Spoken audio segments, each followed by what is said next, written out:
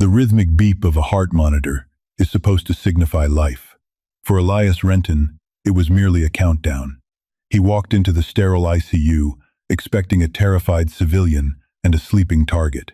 He didn't know the woman adjusting the IV was a ghost from a Tier 1 unit. The clock on the wall of the intensive care unit at St. Jude's Medical Center ticked relentlessly toward 3:15 a.m. It was the deepest part of the graveyard shift, the hour when the human body naturally craved sleep, and the hospital corridors settled into an eerie, humming stillness.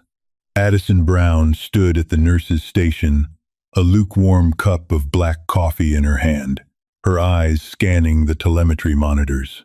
To the rest of the staff, Addison was just a damn good ICU nurse. She was 34, possessed a quiet, stoic demeanor, and never panicked when a patient crashed. Her colleagues attributed her ironclad composure to years of emergency room experience. They didn't know that before she was charting medications and adjusting ventilators in Chicago, Addison spent 8 years attached to a Joint Special Operations Command, JSOC, task force. Officially, women weren't in direct combat roles back then. Unofficially, the military needed operators who could blend into local populations, gather intelligence, and patch up bullet holes under heavy fire. Addison had been part of a highly classified cultural support team that evolved into something much darker and far more lethal. She took a sip of the bitter coffee, her gaze drifting toward room 4B. Inside lay Andres Myers. 3 days ago, Andres had been the chief forensic accountant for a massive offshore shell corporation secretly owned by Richard Caldwell, a ruthless power broker with ties to international syndicates. 2 days ago, Andres had decided to turn state's evidence. Yesterday, a car bomb had ripped through his SUV. Miraculously, Andres survived, though he was currently lingering in a medically induced coma, hooked up to a dozen machines keeping his battered body alive. The federal marshals assigned to guard him had been rotated out an hour ago, replaced by 2 local uniformed cops who were currently down the hall, drinking burnt coffee and watching sports highlights on their phones. Addison didn't like the setup. Her instincts, dormant but never dead, had been itching since the shift began. The air in the ward felt heavy, thick with an unspoken anticipation that reminded her of the suffocating heat just before an ambush in the Korengal Valley. Down in the subterranean parking garage, Elias Renton was stepping out of a sleek, black sedan. Elias was a professional. He didn't look like a hitman, he looked like a mid-level financial executive.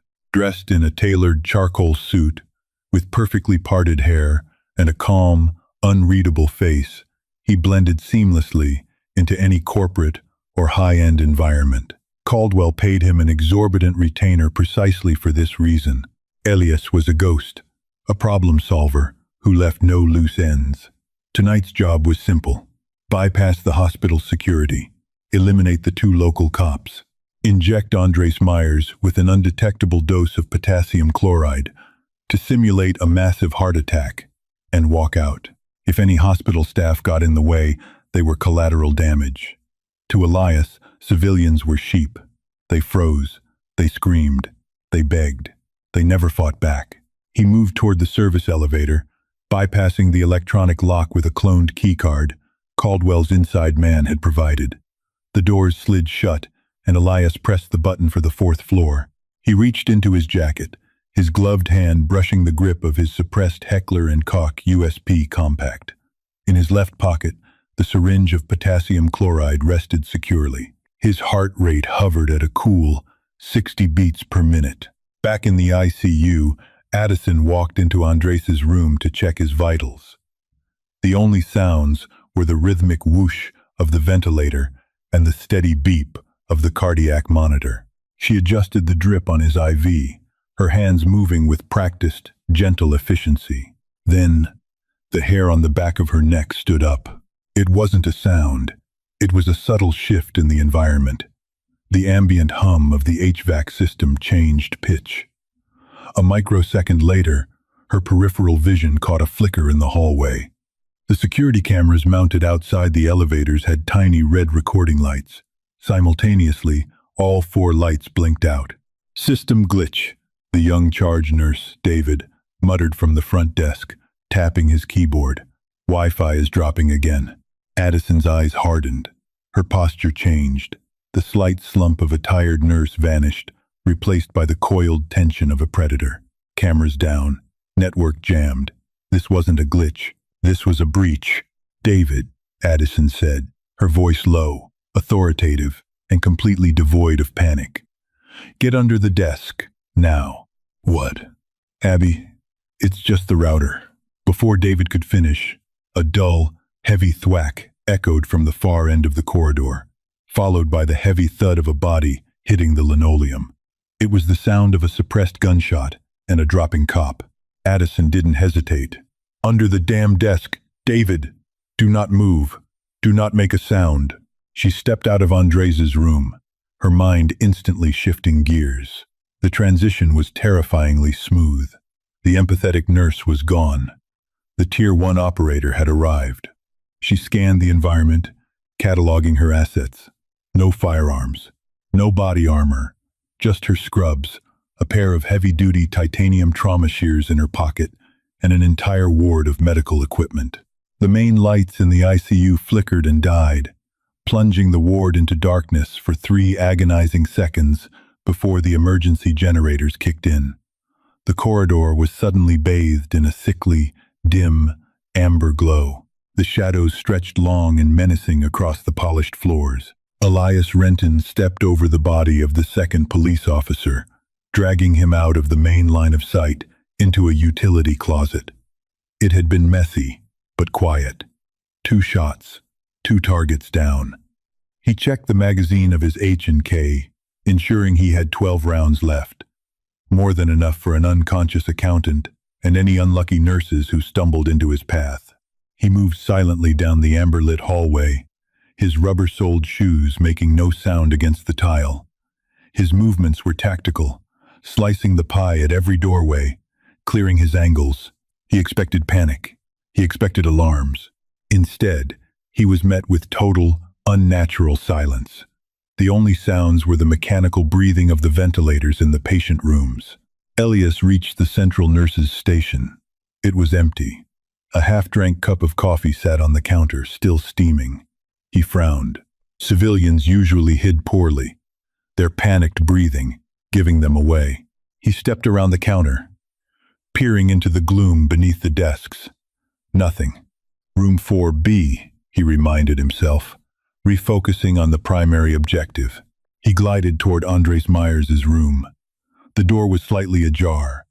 Elias approached the frame, raising the suppressed pistol, keeping it tight to his chest in a high-ready position. He nudged the door open with his shoulder and stepped into the room, sweeping the weapon from the bed to the corners. Andres lay motionless, exactly as expected. The room appeared empty of medical staff. Elias lowered the gun slightly, reaching into his pocket for the syringe. He stepped up to the IV line, uncapping the needle with his teeth. It was almost too easy. He never saw the shadow detach itself from the ceiling corner behind the privacy curtain. Addison had climbed onto the reinforced mounting brackets of the heavy CRT television monitor suspended in the corner of the room. It was a blind spot, an angle no one clearing a room at ground level would immediately check. As Elias stepped forward, his attention entirely on the IV, Addison dropped. She didn't scream. She didn't yell a warning. She descended with absolute, lethal silence. She landed squarely on Elias's shoulders, her momentum driving him forward, throwing him completely off balance. Before he could react, Addison's legs scissored around his neck, locking into a blood choke, while her right hand drove the blunt tip of her titanium trauma shears directly into the radial nerve of his gun arm. Elias gasped a sharp, ragged intake of breath as his right arm went instantly numb. The suppressed H&K clattered to the floor, sliding under the hospital bed. Shock exploded in Elias's mind. What the hell? This wasn't a panicked civilian swinging a chart. This was a highly trained ambush. He thrashed backward, slamming Addison against the wall, trying to break her grip. The impact rattled her teeth, But she held on, her thighs squeezing tighter, cutting off the carotid arteries. Elias was strong, fueled by adrenaline and panic. He abandoned the dropped gun and reached up with his left hand, grabbing a fistful of Addison's scrubs, hurling her over his shoulder in a desperate judo throw. Addison hit the linoleum hard, rolling with the momentum to dissipate the kinetic energy. She was back on her feet in less than a second, perfectly balanced, her center of gravity low. Elias spun around, finally getting a look at his attacker. It was a woman in blue scrubs. Her hair was pulled back in a tight bun, but several strands had come loose. Her eyes were terrifying, cold, calculating, completely devoid of fear. She was looking at him the way a mechanic looks at a broken engine, analyzing the weak points. "Who the hell are you?" Elias hissed, drawing a sleek, serrated combat knife from an ankle sheath. Addison didn't answer. She didn't waste oxygen on banter. She kicked a rolling mayo stand directly at his legs. Elias sidestepped the heavy stainless steel tray, slashing outward with the knife to keep her at bay. But Addison didn't retreat. She stepped inside his guard. It was a counterintuitive move that caught him off guard. She parried his knife arm with her left forearm, accepting a shallow slash across her skin, and used her right hand to deliver a devastating palm strike to his throat. The cartilage crunched. Elias gagged, stumbling backward, his vision swimming with black spots. He swung the knife blindly. Addison caught his wrist, twisting it brutally in a Krav Maga joint lock. The torque was immense. Elias felt his radius bone bow under the pressure. He dropped the knife before his arm snapped, throwing a desperate left hook that caught Addison on the cheekbone. She stumbled back, wiping a trickle of blood from her lip. Elias didn't press the attack. He used the momentary separation to retreat. He bolted out of the room, crashing through the swinging doors and sprinting down the amber-lit hallway, clutching his bruised throat. He ducked into an empty trauma bay, leaning against the cold tile wall, gasping for air. His heart, previously a steady 60 beats per minute, was now hammering like a jackhammer against his ribs. He checked his arm. The radial nerve was still burning, his hand trembling. Elias realized with a sinking dread that the job was compromised. The simple assassination of an accountant had turned into a nightmare. Caldwell's intelligence was wrong, horrifically wrong. The nurse wasn't just trained, she was elite. The economy of her movement, the absolute silence, the willingness to take a cut, to deliver a killing blow, that was Tier 1 behavior. He was locked in an ICU ward with a highly trained operator who knew the terrain better than he did. He had lost his primary weapon. He had lost his backup knife. Across the ward, Addison picked up the suppressed Heckler and Koch from under Andres's bed. She popped the magazine, checked the brass by touch in the dim light, and slammed it back into the well. She racked the slide, chambering around, the metallic clack echoing sharply in the quiet room. She pressed 2 fingers to her radio headset, an old habit from a past life, before remembering she was alone. No comms, no backup, just like the old days. Addison stepped out into the amber hallway, raising the pistol into a perfect Weaver stance. The hunt had begun, and the hitman had just become the prey. The amber glow of the emergency backup lights cast long, distorted shadows across the linoleum floor of the intensive care unit. Elias Renton crouched in the shadows of Trauma Bay 2, his back pressed against the cold ceramic tiles. His right arm throbbed with a sickening, heavy ache where Addison's trauma shears had struck his radial nerve. He flexed his fingers. They responded, but sluggishly, like they were submerged in wet cement. He was a professional who had executed hits in cartel mansions in Sinaloa and heavily fortified penthouses in Manhattan. He was not supposed to be bleeding and weaponless in a Chicago hospital, outmaneuvered by a woman wearing pediatric scrub pants. Elias tore his silk tie from his collar, wrapping it tightly around his forearm to compress the throbbing nerve and staunch the slow bleed from the shallow knife wound Addison had inflicted. His breathing was heavy, echoing loudly in the suffocating silence of the ward. He needed to regain control of the battle space. Caldwell had paid him $2 million for Andres Myers' silence, and Elias had never failed a contract. He needed leverage. He needed a hostage. Down the corridor, Addison Brown was moving with the liquid grace of a predator in its natural habitat. She had discarded her rubber-soled nursing clogs, knowing they squeaked on the waxed floors. Now, in only her compression socks, she was entirely silent. The suppressed Heckler & Koch USP Compact felt familiar in her grip, an extension of her own hand. The weapon was German-engineered, heavy, and balanced. She kept it at a high-ready position, her eyes scanning the intersecting angles of the hallways. Her mind was operating in two distinct lanes. One lane was purely tactical. Clear the corners. Check the blind spots. Listen for the scrape of fabric or the rhythm of panicked breathing. The other lane was medical. Andres is on a Puritan Bennett, 980 ventilator. If the Hitman cuts the main power grid to the floor, the internal battery will only last 2 hours. I have to neutralize the threat before collateral damage occurs. She bypassed the medication room and approached the central nurse's station. Suddenly, a sharp, terrified whimper broke the silence. Addison stopped, her back pressed against the wall. The sound came from the staff break room, 30 feet down the left corridor. She sliced the pie around the corner, leading with the muzzle of the H&K. The heavy wooden door of the break room was kicked open. Inside, Elias stood behind David, the young charge nurse. Elias had his forearm wrapped brutally around David's throat, cutting off his air supply. In Elias's left hand, his non-dominant but still capable hand, he held a heavy, jagged piece of shattered glass from the break room's coffee pot, pressed dangerously close to David's jugular vein. "Drop the gun, Florence Nightingale," Elias barked, his voice ragged but dripping with malice. "Drop it, or I open this kid's neck right here on the linoleum." David's eyes were wide with sheer, unadulterated terror. He was gasping, his face turning a blotchy shade of crimson. "Abby," he choked out. Addison did not flinch. She did not lower the weapon.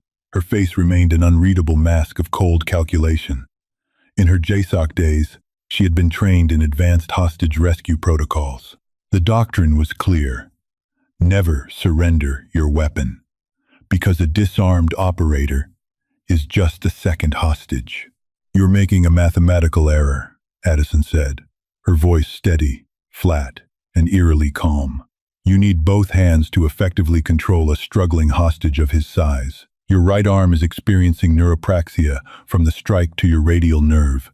You have roughly 30 seconds before the muscle fatigue causes you to drop that glass." Elias's eyes narrowed.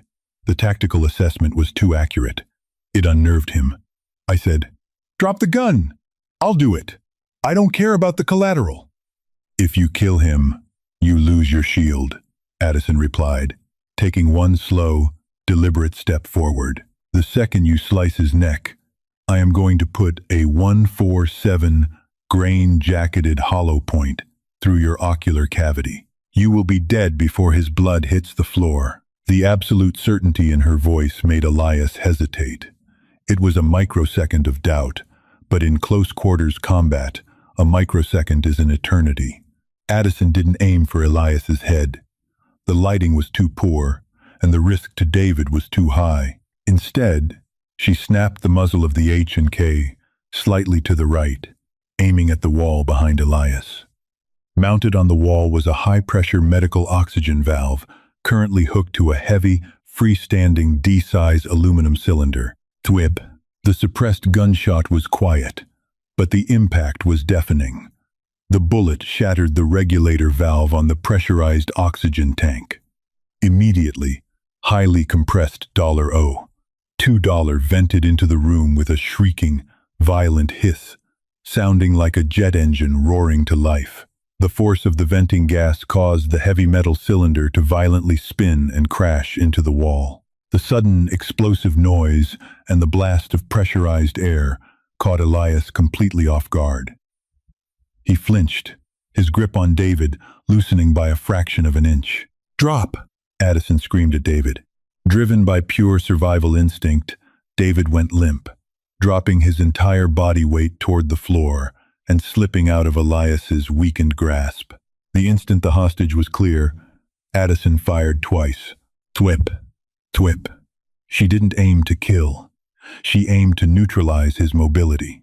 The first round grazed Elias's left thigh, tearing through the fabric of his tailored suit and gouging the muscle. The second round shattered the wooden door frame inches from his face, spraying him with sharp wooden splinters.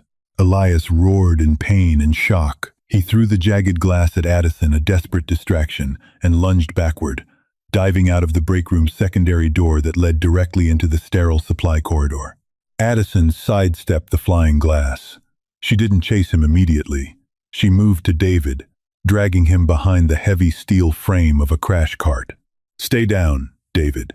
Apply pressure to your neck if it's bleeding. Do not move from this spot," she commanded, pressing a fresh pack of gauze into his trembling hands. Without waiting for his reply, Addison raised the pistol and stepped over the shattered coffee pot, stalking her prey into the dark. Elias was bleeding, desperate, and running out of options. His left leg burned with white-hot agony where the bullet had grazed his quad. He hobbled down the sterile corridor, leaving a faint trail of crimson droplets on the white floor. The hunt had completely inverted.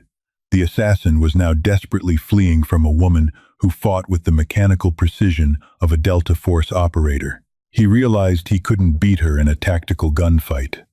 She knew the angles, she knew the lighting, and she had the only firearm. His only remaining leverage was the mission itself. If he couldn't walk out of here alive, he was going to make sure Andres Myers didn't either. Elias shoved open the heavy glass doors to room 4B. Andres was still lying there, oblivious to the war zone erupting around him, his chest rising and falling in time with the mechanical ventilator. The Zoll X-Series cardiac monitor beeped steadily in the background. Elias slammed the heavy glass doors shut and jammed a metal IV pole horizontally through the large aluminum door handles, creating a makeshift barricade. He limped toward the bed, his eyes locking onto the central line running into Andres's jugular vein. He didn't have his syringe of potassium chloride anymore. He had dropped it during the initial ambush, but he didn't need it. He reached for the corrugated plastic tubing of the ventilator, preparing to rip it from Andres's throat. A few minutes without oxygen, and the accountant's compromised brain would simply shut down.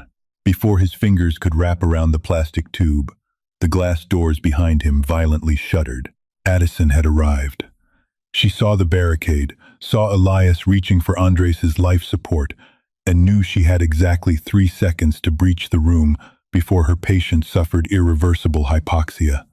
She didn't waste time trying to pry the handles. She stepped back, raised the H&K, and emptied the remaining 7 rounds in a tight, circular pattern directly into the center of the heavy, tempered safety glass. The suppressed shots, thwip, thwip, thwip, thwip, fractured the structural integrity of the pane, turning the glass into a spiderweb of millions of tiny cracks. Addison didn't stop moving. She lowered her shoulder and launched her entire body weight forward, executing a flawless, dynamic breach. The shattered glass gave way entirely, raining down in a cascade of glittering, harmless cubes as she crashed into the room, snapping the barricaded IV pole in half. Elias spun around, abandoning the ventilator, and charged her with the desperation of a cornered animal. He tackled her around the waist, his momentum driving them both hard to the floor. The impact knocked the empty handgun from Addison's grasp, sending it skittering under the bed. They were locked in brutal hand-to-hand combat, rolling across the floor amidst the shattered glass. Elias, despite his injuries, was heavy and fueled by the adrenaline of impending death. He managed to pin Addison on her back, his hands wrapping around her throat, squeezing with everything he had left. "You're going to die with him," Elias spat, blood dripping from his lip onto her scrubs. Addison's airway was cut off.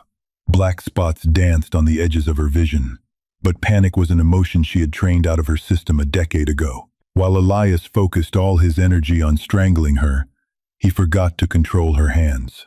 Her right hand blindly scoured the floor beside the bed, Her fingers brushed against a heavy, rectangular piece of plastic. It was the detached battery module of a portable Baxter infusion pump that had been knocked over in the breach. It weighed roughly 4 pounds, entirely composed of dense lithium-ion cells and hard plastic casing. Addison gripped the battery tightly. Using the leverage of her hips, she bucked upward, destabilizing Elias just enough to break the structural alignment of his chokehold. As he adjusted his weight to resecure his grip, Addison swung the heavy battery module in a vicious, sweeping arc. The solid plastic connected directly with Elias's temple with a sickening crack. Elias's eyes rolled back in his head. The tension in his hands instantly vanished.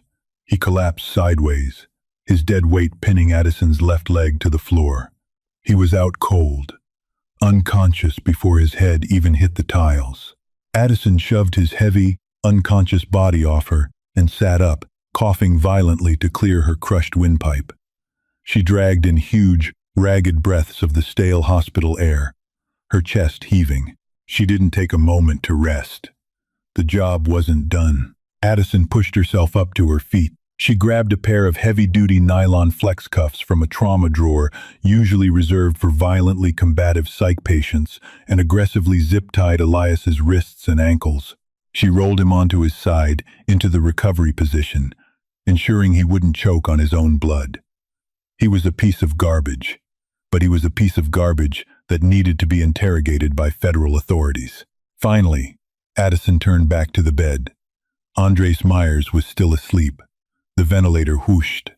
The monitor beeped. His heart rate was a steady, undisturbed 72 beats per minute. "You're welcome, Andres," Addison whispered, her voice hoarse and raw. 5 minutes later, the heavy thud of combat boots echoed down the main corridor. The Chicago Police Department's Special Weapons and Tactics, SWAT team, breached the ICU, sweeping the floor with assault rifles drawn, responding to a frantic 911 call from a barricaded charge nurse. When the tactical team entered room 4B, their weapons raised, they found a scene that defied explanation. The room was destroyed. Bullet holes riddled the walls. Glass covered the floor. A highly sought-after cartel hitman was bleeding, unconscious, and securely zip-tied on the floor. And standing calmly beside the bed was a nurse in blood-spattered blue scrubs, carefully checking the drip rate of an IV bag. "Chicago Police, drop your weapons and put your hands where I can see them," the lead SWAT officer bellowed, his rifle trained on her. Addison didn't raise her hands. She merely turned her head, her expression entirely serene, holding up a small digital thermometer.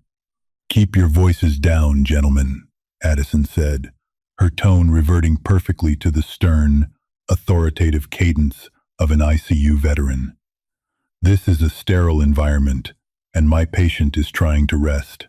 The hostile is restrained on the floor. His weapon is secured under the bed. I suggest you call the FBI and tell them Richard Caldwell's leak has been neutralized." The SWAT officers exchanged bewildered glances, lowering their rifles an inch. The lead officer stared at the petite nurse, then at the bruised, battered, and tied-up assassin on the floor. Who the hell are you?"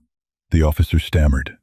Addison just offered a polite, professional smile, tapping the medical chart on the end of the bed. "I'm Addison. I'm his nurse, and my shift isn't over until 7 a.m. If this intense, true-to-life medical thriller kept you on the edge of your seat, smash that like button and share the video with your friends. Do you think you would have survived the graveyard shift with a Tier 1 operator? Let us know your thoughts in the comments below. And don't forget to subscribe for more gripping, real-world action stories delivered every single week. Hit the notification bell so you never miss a drop. Hi, my name is Jeffrey Williams, the owner and manager of Second Ember Reborn. After watching the video, the hitman expected an easy target. He didn't expect the ICU nurse to have Tier 1 training. I'd really like to know what you think. How did this story make you feel? For me, the biggest takeaway was how calm thinking and courage can matter just as much as strength when everything is on the line. It also reminds us that we never really know what experiences someone carries beneath the surface. Which moment had you holding your breath the most? And what do you think you would have done in that situation? Maybe the best lesson to take into everyday life is to stay calm and focused when facing unexpected challenges. If this story stayed with you, I'd love to hear your thoughts in the comments, and if you enjoyed it, feel free to like the video and subscribe for more stories like this.